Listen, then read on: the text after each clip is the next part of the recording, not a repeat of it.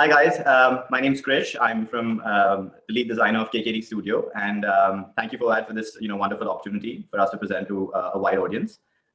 So we are a high-end residential. We specialize in high-end residential design. We do quite a few commercial spaces, but in today's presentation, I'm going to talk to you guys about a high-end residential space that we designed in Mumbai. And also from an informative part, for the informative part of the presentation, I would like to talk about something called design build, which I think a few people are familiar with, but let's get into it.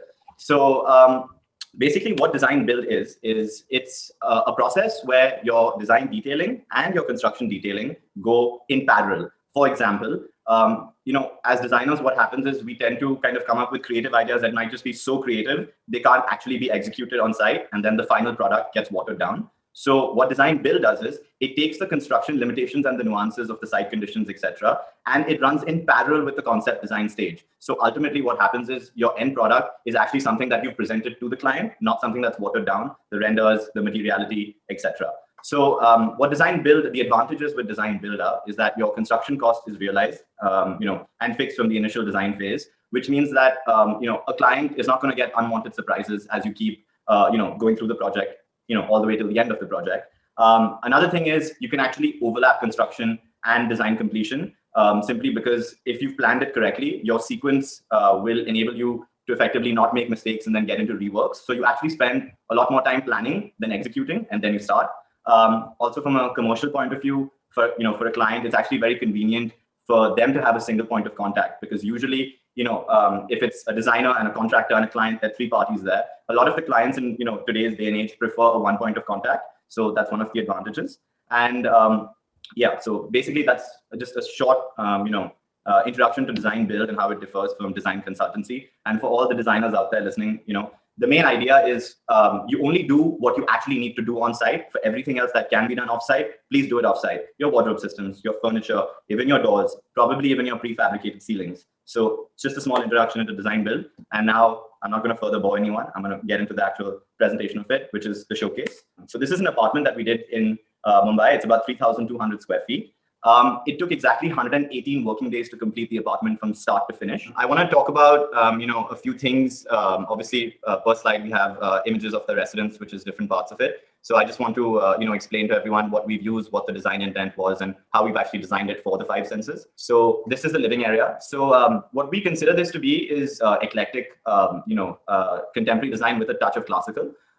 So we do have a few classical elements there in here, like the wood facade, which is walnut toned dark brown.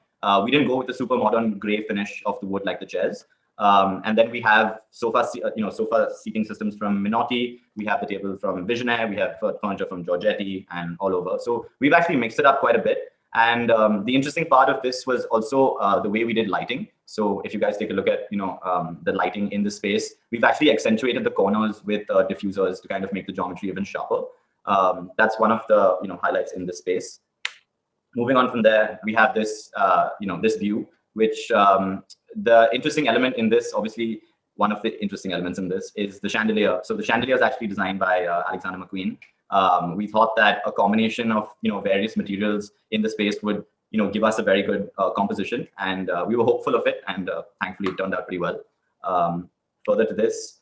This is the part of the house where we have a cutout in the ceiling because it's a duplex. So we wanted to kind of keep the treatment on the staircase double-heighted wall similar to the other walls, because the main part of the living room experience is actually enjoyed from the seating area. So we didn't want to have too much drama going on in terms of different materials, which is why we kept it like this. So as a firm, we really love putting in like hyper eclectic, unique elements in there to bring in interest in the space, because most of our base build is very symmetrical and formal. So to bring in interest, we do add these unique pieces in. This is the formal dining area of the space. So out here, what we've used is we've used rings from Floss, and the dining table is from Henge, the chairs are from Minotti, and we have a credenza unit on the right, which was actually custom made out here. And the client is a very, very big fan of art and collecting art. So we had to make sure that the base build of the walls wasn't too dramatic so that the art could stand out. So that's why we've kept it fairly neutral. We've not used bizarre marbles or any veneer patterns on the wall in order to accentuate the art.